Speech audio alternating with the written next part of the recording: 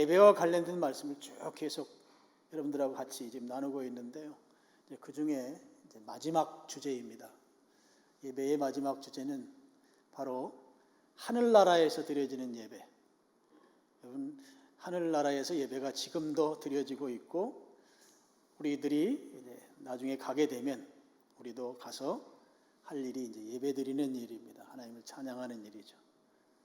그래서 천상에서 드려지는, 하늘 천자, 윗상자, 천상, 하늘 나라에서 드려지는 예배와 관련된 말씀을 세 번에 나누어서 말씀을 드리려고 합니다.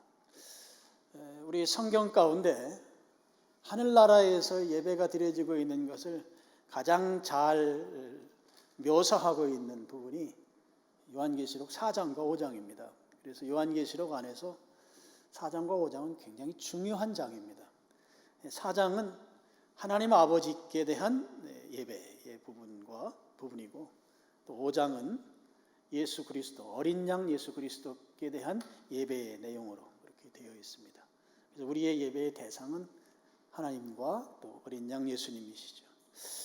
여러분, 4장 부분을 한번 펴보시면, 이제 4장에 하나님께서 이 요한계시록을 기록한 요한을 하늘나라로 불러드립니다. 그래서 1절에 보면 내가 보니 하늘문이 열려 있는데 하면서 그 열린 문으로 이제 하늘을 쭉 이제 요한에게 환상 가운데 보여주시는 것이죠. 그래서 요한이 이제 본 내용을 제일 먼저 그의 눈에 들어온 것이 2절이죠. 내가 곧 성령에 감동되었더니 보라, 하늘에 보좌를 베풀었고 보좌 위에 앉으신 분이 있더라. 요한의 눈을 사로잡은 것이 보좌에 하나님이 앉아 계신 것을 그러니까 맨 먼저 이제 보았던 것이죠. 이 보좌는 하늘나라의 중심에 있다고 하는 것을 알 수가 있습니다. 3절은 그 앉으신 이의 모양을 보석이라든지 무지개라든지 이런 걸 통해서 설명을 하고 있습니다. 하나님은 영체이시죠. 물체가 아니십니다. 영체이고 여기에 나오는 벽옥, 홍보석, 또 녹보석 이런 보석들 소개된 것은 실제적으로 지상에 있는 어떤 보석류들의 그 보석 종류와 동일하게 똑같은 그런 성분으로 구성된 것을 이렇게 찾기가 쉽지가 않다고 학자들이 그래요. 그러니까 하나님 그 보좌를 일종의 이 지상에서 가장 가치 있는 것으로 묘사하고 있다. 그렇게 정도로 보시면 될 것 같습니다. 중요한 구절이 이제 4절인데요. 또 보좌에 둘려 24보좌들이 있다. 하나님 보좌 주변에 이렇게 둥그렇게 24개의 보좌가 둘러있더라 하는 거예요.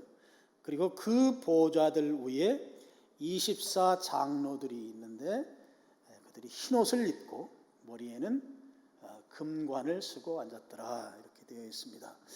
24명의 장로들이 하나님의 보좌 주위를 빙 둘러싸고 있고, 그리고 그들을 자세히 보니까 그들은 하얀 옷, 흰 옷을 입고 있고 머리에는 금으로 된 관을 쓰고 있더라. 지금 하늘문이 열렸어요. 그 열린 문으로 맨 먼저 본 것이 중앙에 있는 보좌, 그리고 그 다음에 그의 눈에 들어온 것이 24명의 장로들이 보좌에 앉아있는 모습을 이제 보게 된 것이죠. 그럼 여기에 이제 24장로들이 나옵니다. 24장로는 누구일까 하는 것이죠. 이것을 알려면 요한계시록의 기록 배경을 우리가 좀 이해하는 게 필요합니다. 요한계시록이라고 하는 이 성경은 편지글입니다. 굉장히 중요한 해석의 중요한 요소예요. 편지라고 하는 거죠. 보낸 사람과 받는 사람이 있는 책인 것입니다. 그럼 이 요한계시록을 기록했을 때 처음 이 편지를 받는 사람들에게 편지를 보내는 목적이 있겠죠. 이 목적이 요한계시록을 이해하는 데 굉장히 중요한 작용을 합니다. 요한계시록 기록할 당시 상황은 로마 제국의 아주 강력한 핍박, 박해를 받던 시대입니다. 그래서 당시 성도들은 정말 견딜 수 없는 그런 고난 속에서 신앙생활을 하고 있었습니다. 그런 상황에서 하나님께서 요한에게 천국의 모습을 보여주시면서 그들로 하여금 지금 박해받고 고난받고 있는 이 상황에서 소망을 가지고 이 땅에서의 고난받는 것으로 전부가 아니고 앞으로 하늘나라가 있고 천국은 이런 모습이고 천국에 대한 그 소망을 그들이 끝까지 견지해 갈 수 있도록 그런 목적을 가지고 이 요한계시록이 기록되었던 것이죠. 그러면 중요한 것이 로마 제국이 왜 이렇게 크리스찬들을 박해했는가가 중요하죠. 그 이유는 누가 주인이냐에 대한 답변 때문에 그랬습니다. 로마 제국의 황제는 그 로마 제국과 그 로마 제국의 그 식민 통치하는 모든 나라들로부터 주인으로 인정받기를 원했어요. 지금 로마 제국 안에 있는 모든 사람들은 그들의 주인은 바로 로마 제국의 황제인 것이죠. 근데 예수님을 믿는 신자들은 내 주인은 예수 그리스도이신 것입니다. 그 예수님 믿는 사람들은 로마 황제가 절대로 주인이 될 수가 없는 거예요. 예수님이 주인인 것이죠. 근데 로마 제국이라고 하는 이 정치 체제, 식민 통치를 받고 있는 상황에서는 예수님을 주인이라고 하는 자들을 그냥 둘 수가 없는 거예요. 그래서 엄청난 박해를 받았고 어떤 기록에 보니까는요, 로마 제국 시대에 순교자가 600만 명이 넘는다 이렇게 기록된 걸 제가 봤어요. 여러분 600만 명 뭐 현대에도 적은 숫자가 아닙니다만 예수님 당시에 전 세계 인구가 2억 명 정도가 채 안 되는 것으로 그렇게 인구학자들이 통계를 내고 있습니다. 지금은 뭐 70억 명 이렇게까지 나오지만 그 적은 숫자가 전 세계의 지구에 살고 있었는데 그 중에 600만 명이 당시에 누가 주인이냐고 하는 그 싸움에서 로마 황제 주인은 아니다, 예수님이 주인이다라고 하는 그 신앙 고백에 의해서 다 순교의 길을 갈 수밖에 없었던 것이죠. 이제 그런 상황 가운데 있는 성도들에게 용기를 주고 소망을 주고 격려하고 인내하도록 그들에게 보낸 편지가 요한계시록이라고 하는 것이죠. 그러면 우리가 이제 역으로 로마 당국자 입장에서 보면 요한계시록은 불원문서입니다. 왜 불원문서가 되는가 하면 지금 로마 황제가 아닌 다른 존재가 주인이라고 하는 퀴리오스죠. 주님이라고 하는 그 가르침을 하고 있는 그들이 용기를 갖도록 만드는 이 책이 그들에게는 불원문서가 되는 것이죠. 그래서 이 책을 소지하고 있거나 이 책을 읽거나 아니면 이 책이 회람되고 이런 것들에 대해서 로마 제국 당국자들은 그들을 그냥 둘 수가 없겠죠. 이 책을 불태우거나 아니면 이 책을 소지하고 있는 자를 박해하거나, 뭐 우리 유명한 영화 배너 같은 경우 다 그때 당시의 영화 아닙니까? 예수님 믿는 사람들 다 이 원형극장에서 사람들의 그 웃음 속에서 죽어가게 만들고 하던 그 엄청난 순교를 만들던 그 당시 속에서 이 요한계시록은 많은 교회 성도들이 읽어야 하고, 그런데 이 내용을 로마 제국 당국자가 알고 우리를 박해하면 안 되고, 그래서 이 요한계시록 안에는 상징이 많이 들어 있습니다. 비유가 들어 있고 숫자를 가지고 레토릭이죠. 숫자를 통해서 그 신비한 것들을 보낸 편지를 쓴 나도 알고 받을 성도들도 알아요. 이 숫자가 666이 무엇인지를 나도 알고 성도들도 알아요. 그런데 로마 당국자는 다유뚱하는 거예요. 몰라요. 이게 도대체 무슨 용어인지. 그렇게 비유와 상징을 쓸 수밖에 없었던 것은 박해 때문에 그랬다 하는 것이죠. 이 내용이 보낸 기록자와 수신자인 초대교회의 그 처음 1차 독자인 그 7교회 성도들이 그 둘만 잘 아는 용어들을 가지고 요한계시록을 기록한 거죠. 만약에 이 내용을 로마 당국자가 알게 되면 박해를 피할 수가 없었고 그 상황 자체가 더 어려움에 빠지게 되니까 요한계시록에 가는 기록 특성은 상징과 비유와 보내는 사람하고 받는 사람은 너무나 잘 아는데 다른 사람은 잘 알지 못하는 그런 용어들을 사용했다 하는 것이죠. 그런 차원에서 숫자가 많이 나와요. 특히 이제 24장로라고 할 때 이 24이라고 하는 이 숫자는 바로 구원받은 성도들을 상징하는 숫자입니다.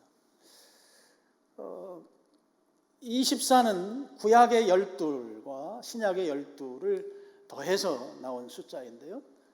구약의 성도들 하면 바로 12지파가 있습니다. 12지파의 구약의 12장로와 또 신약 시대의 12 하면 여러분 머릿속에 딱 떠오르는 예수님의 12제자, 신약 시대의 성도들을 대표하는 12제자의 12이 합쳐져서 24장로가 된 것이죠. 24장로라고 하는 24장로는 구원받은 모든 성도들을 대표하는 대표자들이에요. 그러니까 여러분이 요한계시록을 읽으면서 24장로라는 용어가 나오면 저 속에는 나도 포함되는구나 라고 생각하면서 읽으면 되는 거예요. 그러니까 이 요한계시록을 읽던 처음 독자들도 24장로 하면 이 속에 나도 포함돼. 내가 만약에 이 땅에서 살고 천상에 가게 되면 그 속에 나도 포함될 거야 라고 하면서 읽는 거죠. 그래서 보내는 사람이나 받는 사람은 잘 아는 거예요. 서로는 잘 아는데 제3자는 잘 모르는 용어들을 선택해서 한 것이다 하는 거죠. 이 24장로들이 무슨 옷을 입고 있는가 하면 4장 4절에 보면 흰 옷을 입고 있습니다. 오늘은 이제 옷 이야기를 좀 하려고 그래요. 이 옷은 흰 옷이니까 우리가 말하는 화이트, 흰 색깔 옷을 생각할 수 있는데요. 우리가 생각하는 그런 차원의 흰 색깔을 넘어서는 그런 표현입니다. 우리가 지난주에 변화산 사건을 우리가 나눴었는데요. 베드로, 야고보, 요한, 예수님의 그 지근거리에서 예수님 섬기던 제자들이 변화산에서 예수님이 변화되는 모습을 그들이 직접 눈으로 목도했죠. 그런데 예수님이 막 광채가 나고 옷이 흰 옷으로 바뀌는데 그냥 일반 흰 색깔의 옷이 아니라 광채나는 흰 옷으로 변형되는 것을 제자들이 보았습니다. 바로 그런 종류의 의미를 갖는 흰 옷을 이 24장로들이 입고 있다 하는 것이죠. 그럼 변화산에서 예수님이 입었던 그 흰 옷이 얼마나 흰지에 대해서 마가는 이렇게 기록하고 있습니다. 마가복음 9장 3절입니다. 같이 읽겠습니다. 그 옷이 광채가 나며 세상에서 빨래하는 자가 그렇게 희게 할 수 없을 만큼 매우 희어졌더라. 마가가 볼 때 예수님이 입었던 그 옷에 대해서 묘사하기를 자기가 저렇게 흰 색깔은 정말 난생 처음 경험하는 색깔이다. 그런 의미의 표현을 마가복음 9장 3절에서 지금 하고 있는 것이죠. 그런데 다른 성경에 그렇게 표현이 안 되어 있지만 마가는 빨래를 아무리 잘하더라도 빨래로는 도무지 낼 수 없는 흰 색깔이다. 빨래로는 도무지 불가능한 그런 흰색이 광채가 나는 색으로 예수님이 입은 옷이었다 하는 것이죠. 여러분 빨래를 하더라도 희게 할 수 없을 만큼의 희다라고 하는 것은 어떻게 해석을 해야 되는가 하면 우리가 살아가면서 이 땅에서 살아가면서 흰색을 우리가 만들어내자. 흰색 옷도 만들어내고 이런 종이도 흰 색깔을 만들어내고 인간이 할 수 있는 모든 창의력을 다 동원해서 만들어내더라도 인간으로서는 도무지 만들어낼 수 없는 색이라는 뜻입니다. 여기 빨래로도 불가능하다. 사람이 할 수 있는 모든 실력을 다 동원하더라도 지금 예수님이 입고 있는 그 흰색을 도무지 만들어낼 수가 없다.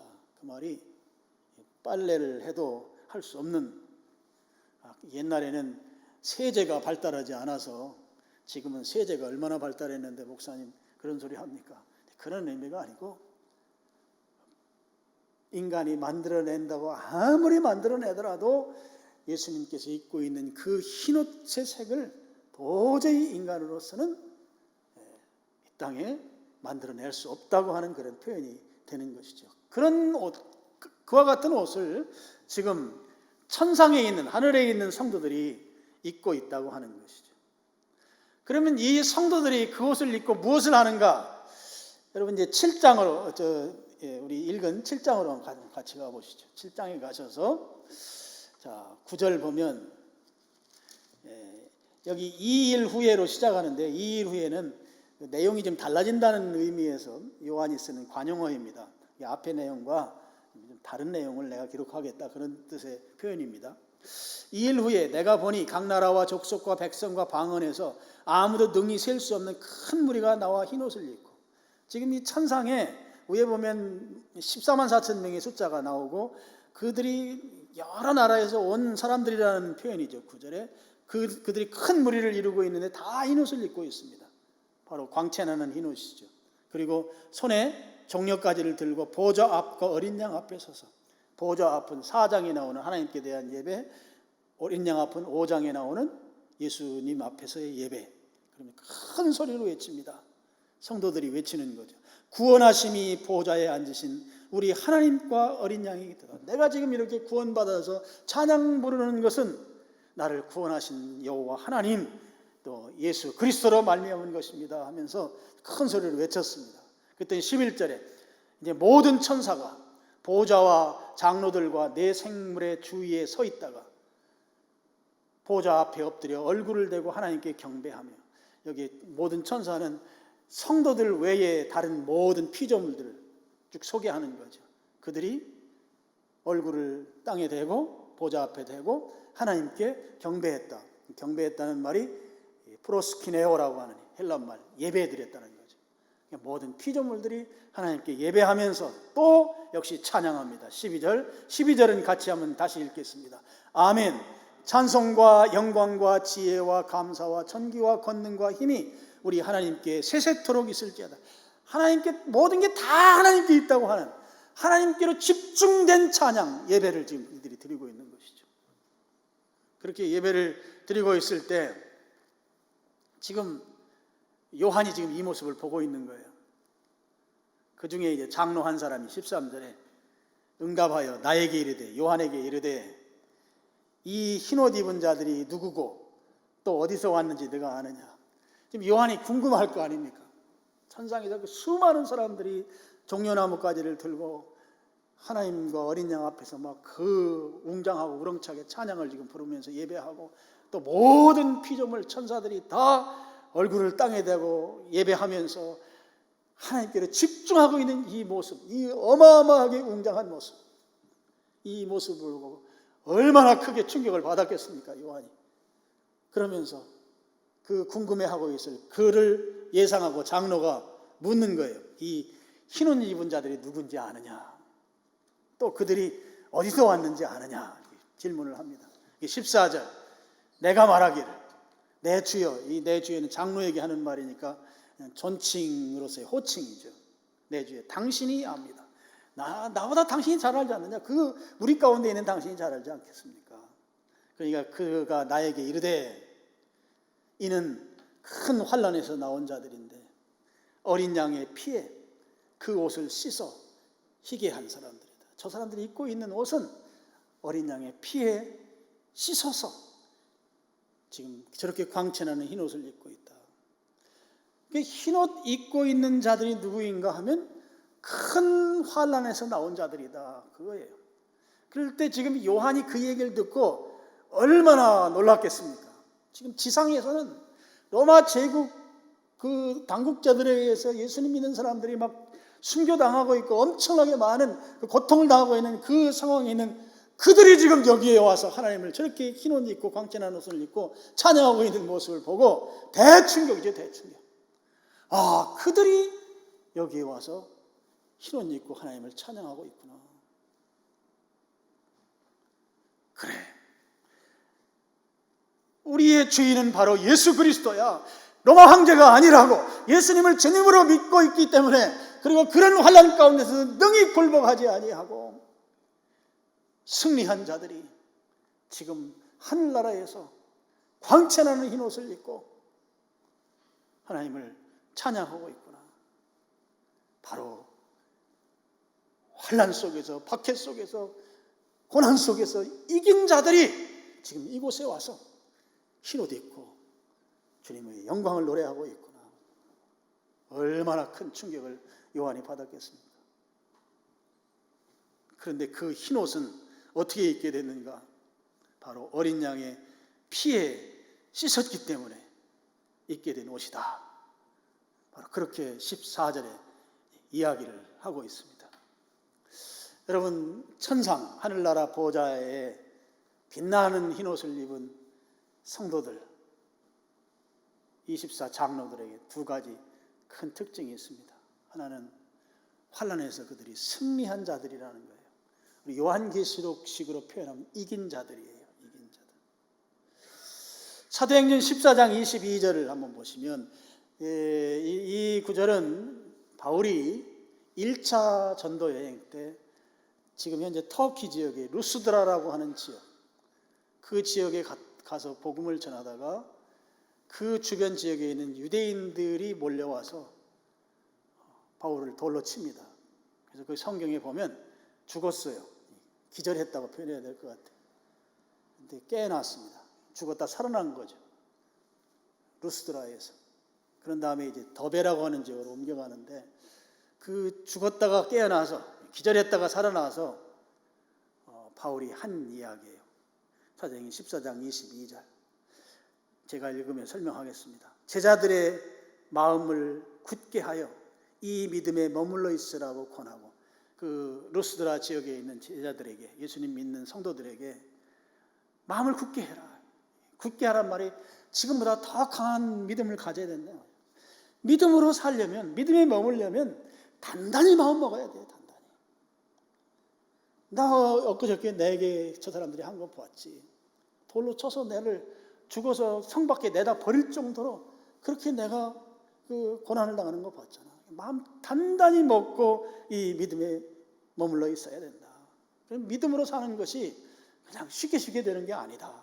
그렇게 권면하고, 그 다음에 또 우리가 하나님의 나라에 들어가려면 많은 환난을 겪어야 할 것이다. 하나님 나라를 우리가 쉽게 갈 수 있는 게 아니고 하나님 나라 가려면 환난 겪어야 된다. 여러분, 초대교회 시대에 예수님 믿는 신자가 된다고 하는 것은 동시적으로 나는 환난을 감수하겠습니다 라는 그 신앙을 고백하는 그 신앙과 함께 가는 그런 시대였습니다. 내가 예수님을 믿고 고백했다고 하는 것은 환난을 기꺼이 감수하겠다고 하는, 그러니까 예수님 믿는 것과 환난은 떨어지지 않는 2인 삼각과 같은 그런 요소로 그리스도인의 삶에 여전히 따라붙었던 것이다 하는 것이죠.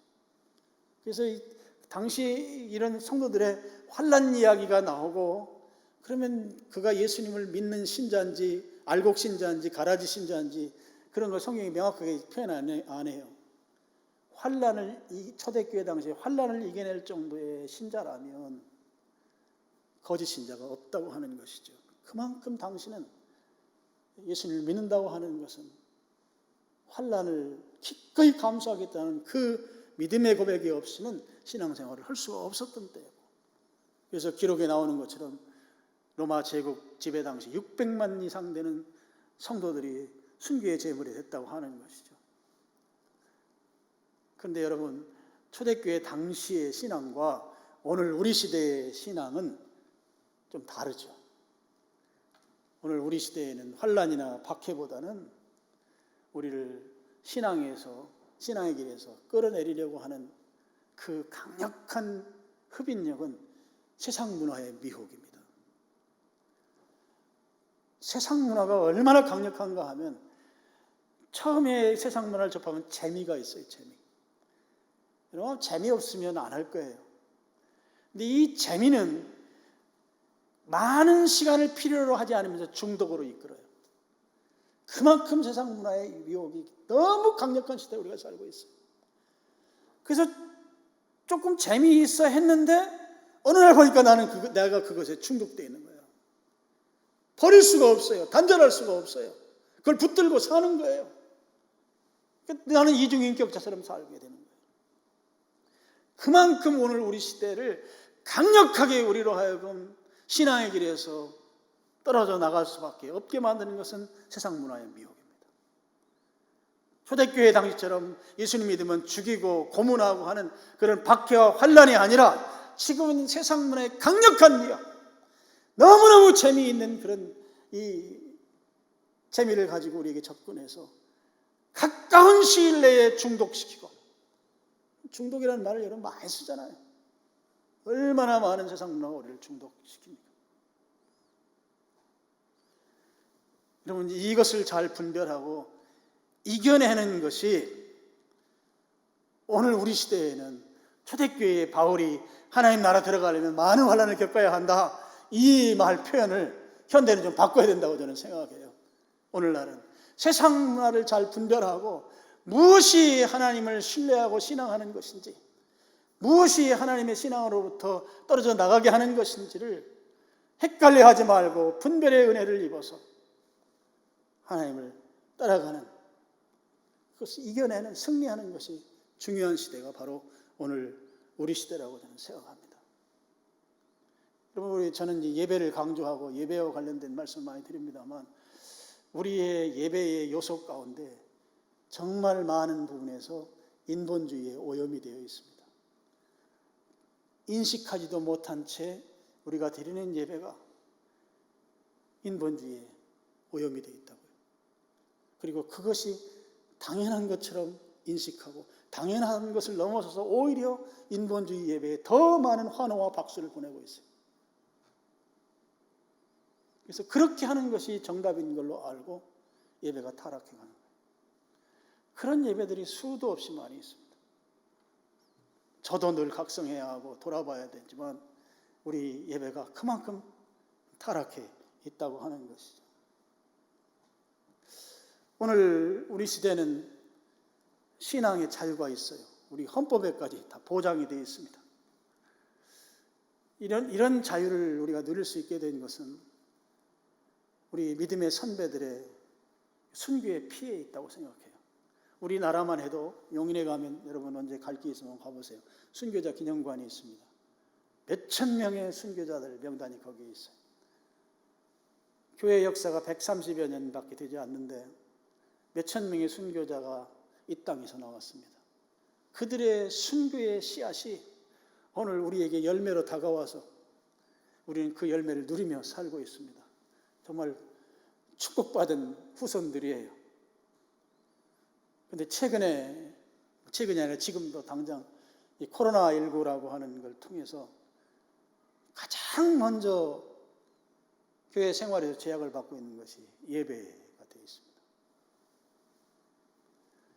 예배의 자유가 얼마나 행복하고 감사하고 고마운 것인지를 그동안 그냥 누리면서 살아오던 우리가 예배가 제약을 받으면서 하나님 앞에 우리가 똑바로 예배드리는 것에 대해서 다시 한번 점검하지 않으면 안 되는 그런 시점에 와 있다고 하는 것이죠. 신앙의 자유가 주어지면서 하나님을 예배하는 데는 좋아졌지만, 그리고 박해는 줄어들었지만, 그에 비해서 하나님 아닌 것을 하나님처럼 여기고 살아가는, 그것에 미혹되는 이런 상황은 오히려 우리의 신앙생활에 너무나 강력하게 우리의 신앙을 흔들고 있다고 하는 것이 오늘 작금의 현실이라고 하는 것이죠. 우리가 이를 잘 분별해야 합니다. 그래야 하나님 나라에 들어갈 수가 있다 하는 것이죠. 초대교회 때는 박해와 환난을 이긴 자들이 하나님 나라에 흰옷을 입지만, 저는 오늘 우리 시대에는 세상의 미혹을 단절하고 승리하는 자야만이 하나님 나라에 들어갈 수 있다. 방향에서 많이 다른 측면이 있습니다. 여러분, 이 하늘나라 보좌에 흰옷 입은 자들, 그들에 대한 특징이 14절에 나오는 것처럼 어린 양의 피에 그 옷을 희게 씻은 자들, 예수 그리스도의 피로 대속받은 신자들이 하늘나라에 흰옷을 입은 성도로 있다 하는 것이죠. 여러분, 피에 씻었다고 하는 것은, 여러분, 피가 붉은색이잖아요. 피에 씻었는데 어떻게 흰색 옷이 나오나요? 어린 양의 피에 옷을 씻었더니 희게 됐다라고 하는 것은 우리가 입고 있는 이런 의복을 빨래하거나 아니면 염색하거나 그런 차원에서의 말씀이 아닌 것을 우리가 알 수 있습니다. 입는 옷에 대한 이야기가 아니다 하는 거죠. 물론 우리가 이제 이 옷이라고 하는 것이 몇 가지 특징이 있어요. 제가 이렇게 쭉 생각해 본 건데요. 옷을 우리가 왜 입는가? 우리 몸을 보호하기 위해서 입습니다. 여름 같으면 자외선이나 직사광선을 피하고, 겨울에는 추위를 피하고 이런 걸 위해서 입고, 또 하나는 나를 표현하기 위해서도 옷을 입습니다. 옷의 색깔, 디자인 이런 걸 통해서 옷이 날개라는 표현이 있잖아요. 자기 개성을 나타내고 내가 바로 이런 사람입니다. 옷으로 표현하는 것이죠. 그 다음에 세 번째는 서로 사회생활을 하잖아요. 관계성 속에서 사는데 예의 차원에서 옷을 입는다고 봐요. 예를 들면 장례식장에 가는데 좀 무채색 계통, 검은색 계통의 옷을 입고 가는 것이 예의죠. 그런데 막 화려한 꽃분홍색 옷을 입고 가면 그는 예의가 아닌 거죠. 서로 사회 관계성 속에서 이 옷이 하는 역할이 중요한 것입니다. 그리고 이제 또 한 가지는 우리 인간의 약점이나 수치를 가리기 위해서 또 옷이 역할을 합니다. 우리 인간에게 있어서 옷이 생긴 원인, 기원이라고 생각이 들어요. 수치를 가리고 약점을 커버하기 위한 것. 바로 아담이 죄를 짓고 나서 무화과 잎으로 옷을 만들어 입었던 데서는 자기의 수치를 가리기 위한 거였죠. 구약 성경 시대에도 제사장들은 꼭 속 바지를 입었어요. 요즘식으로 말하면 팬티를 입은 거예요. 이제 옛날 사람들은 그렇게 옷을 지금처럼 이렇게 잘 이제 안 입었죠. 제사장이 왜 그렇게 옷을 입었는가 하면 번제단은 좀 높아요. 계단 타고 올라가야 돼. 계단을 타고 올라가서 번제단에서 일을 해야 되는데 번제단에 올라가면 밑에 있는 사람들이 그 제사장을 쳐다보면 이제 하반신이 보이는 거죠. 하체가 노출되는 건 굉장히 수치스러운 일로 성경이 소개하고 있습니다. 술 취했던 아브라함 자녀들이 그 아버지 몸 본 것을 굉장히 수치스러운 것으로 소개하고 있는 것 같죠. 그래서 제사장은 꼭 속옷을 입었어야 돼요. 수치를 가리기 위한 목적이죠. 근데 다섯 번째는 옷은 신분을 표현합니다. 자기 신분. 군복을 입고 있으면 군인인 거죠. 경찰복을 입고 있으면 경찰입니다. 구약시대에 긴 세마포 옷을 입고 있으면 제사장인 거예요. 그럼 여기에 피로 씻어서 입은 흰 옷, 이 옷이 의미하는 것은 무엇인가 하면 예수님의 피로 말미암아 피가 매개가 돼서 변화된 신분을 표현하는 것이에요. 신분을 의미해요.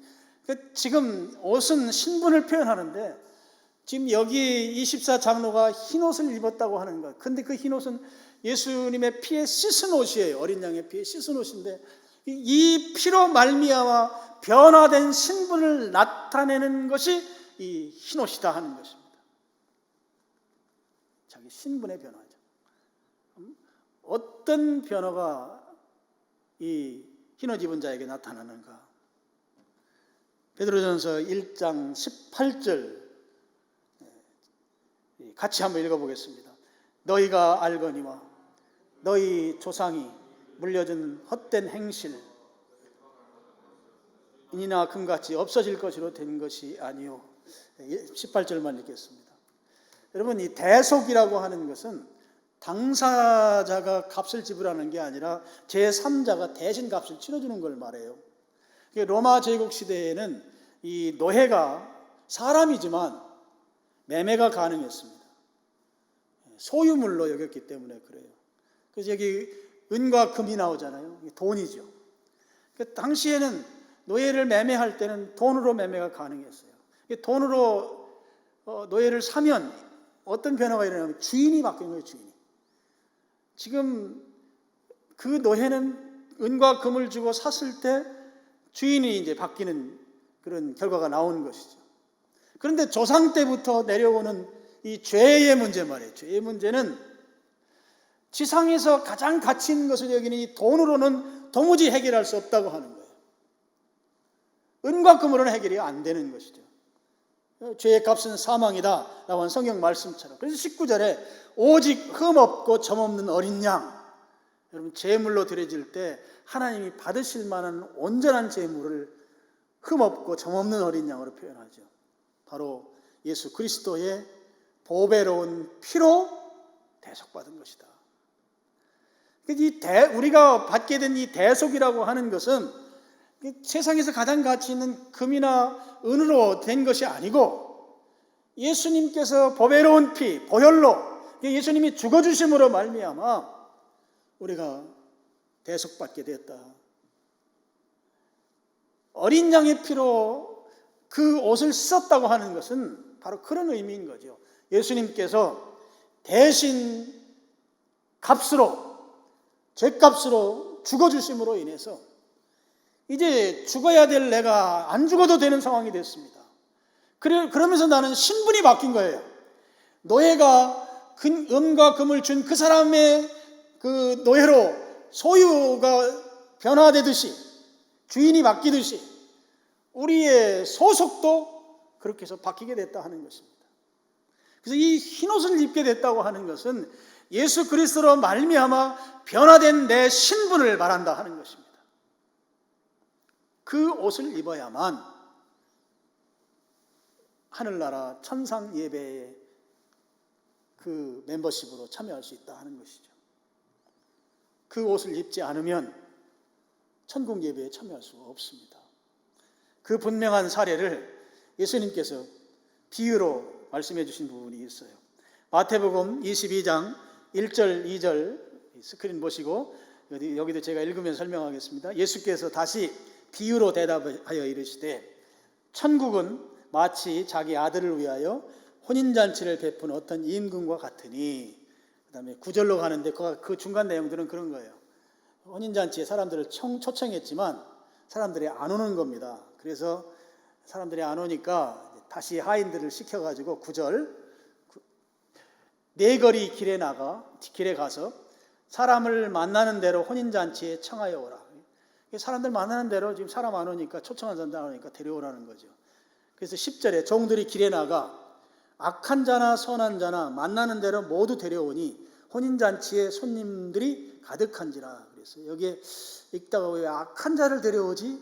이렇게 여러분이 아마 느끼실 수 있는데, 이 악한 자라는 헬라어 의미는 악한 자로서의 의미도 있지만 좀 건강이 좋지 않은 병든 자라든지, 또 근심 걱정 가운데 있는 자라든지, 또 세상에서 낙오돼서 열심히 살다가 부도가 나서 도망치는 것과 같은 그런 패배자 같은 그런 의식 속에 살아가는 사람이라든지, 삶의 의욕을 잃은 사람이라든지, 이런 사람들이 다 포함되는 용어예요. 그러니까 이 악한 자라는 의미가 뭔가 좀 도움이 필요한 사람들, 그런 사람을 의미합니다. 악한 자나 선한 자나 만나는 대로 모두 데려오니 혼인잔치에 손님이 가득한지라. 이제 만석이 됐습니다. 이제 11절 임금이 손님들을 보러 들어올세 거기서 예복을 입지 않은 한 사람을 보고, 이제 지금 천국을 설명할 때 흰옷을 입은 자들이 해야 되잖아요. 이게 지금 결혼식에 참석할 때, 이 혼인잔치에 참석할 때 입어야 될 옷을 입어야 될 사람이 그 옷을 안 입고 거기에 왔다는 거예요. 그랬을 때 이 임금이 어떻게 하나 보시죠. 12절 이르되 친구여 어찌하여 예복을 입지 않고 여기 들어왔느냐. 그가 아무 말도 못하거늘. 13절 임금이 사환들에게 말하되 그 손발을 묶고 바깥 어두운 데 내던지라. 바깥 어두운 데는 성경의 비유로 말할 때 지옥을 말합니다. 거기서 슬피 울며 이를 갈게 되리라. 두 가지 표현이 나오죠. 바깥 어두운 데에 던져진 자는 슬피 웁니다. 슬피 운다는 것은 후회한다는 뜻이에요. 후회. 그때 김 집사님이 나보고 교회 가자고 그렇게 얘기하고 예수님 한번 믿어보자고 그렇게 얘기했는데, 그때 내가 왜 그 말을 들을 건데 듣지 않고 쫓겨나서 이 어두운 데서 있어야 되는가. 후회하는 거죠. 후회. 슬피 울면서. 이를 가하는 것은 그 지옥이 너무나 고통스럽다는 표현이에요. 견딜 수 없는 고통을 말합니다. 그래서 지옥에서 하는 것은 두 가지밖에 없어요. 후회하는 것과 고통하는 것. 지옥은 이를 갈며 슬피 울며 이를 가는 거죠. 그러면서 14절에 청함 받은 사람은 많대. 택함을 입은 자는 적어. 청함을 받았다는 것은 혼인잔치에 오도록, 잔치자리에 오도록 사람들 많이 오라고 초청했어요. 우리 조이풀데이 같은 데 초청하고 여러 방법으로 막 다 초청을 했는데 다 거절한 거죠. 택함을 입은 자라는 것은 그 초청을 받고 잔치에 참여해서 잔치를 즐기는 걸 말합니다. 오늘 성경 본문대로 말씀을 드리면 흰옷을 입고 천상 예배에 참석하는 걸 말해요. 근데 그 예배가 얼마나 즐겁고 행복한 예배인가 하면 혼인잔치로 표현될 만큼 그런 예배라고 하는 것이죠. 여러분, 이제 이 예배에 참여한 자들, 흰옷을 입은 자들을 하나님께서 어떻게 하시는지 우리 읽었던 성경의 15절부터 요한계시록 7장 15절부터 한 17절까지 중에서 쭉 내용을 보면 하나님께서 이 지상에서 큰 환난 가운데서 고통당했던 것을 다 보상해 주는 거예요. 다. 지상에서 당했던 그 환난을 이겨내고 그 자리에 오니 그 모든 것을 하나님 다 보상해 주는 내용으로 기록되어 있습니다. 15절, 그러므로 그들이 하나님의 보좌 앞에 있고 또 그의 성전에서 밤낮 하나님을 섬기매. 이게 하늘나라 가면 하는 일이에요. 섬긴다는 거, 예배 드리는 거예요. 대상이 하나님이면 예배입니다. 보좌에 앉으신 이가 그들 위에 장막을 치시니, 장막은 하나님의 보호하심이죠. 그들이 다시는 줄이지도 아니하고, 지상에서는 환난 가운데 배고파서 못 살았는데 그런 일 없고, 목마르지도 아니하고, 해나 아무 뜨거운 가운데 상하지도 아니하고, 이는 보좌 가운데 계신 어린 양이 그들의 목자가 되사 생명수 샘으로 인도하시고, 예수님께서 천상에서 생명수 샘으로 인도해 가시고 하나님께서 그들의 눈에서 모든 눈물을 씻어줄 것이다. 세상에 있으면서 주님을 향해서 울고 통곡하고 간절히 구했던 그 모든 상황 가운데 더 이상 이제는 울지 아니하도록 하나님이 눈에서 눈물을 씻어주신다고 하는 것이죠. 자, 이제 결론입니다. 24장로가 성도를 대표합니다. 나도 그들 가운데 멤버십으로 참여할 수 있는 것이죠. 24장로가 돼서 흰옷 입은 자의 자리에 들어가려면 두 가지, 끝까지 믿음의 삶을 살아야 한다. 초대교회 당시에는 박해가 심했어요. 박해 속에서 그 박해를 이겨냈습니다. 오늘날은 미혹의 시대예요.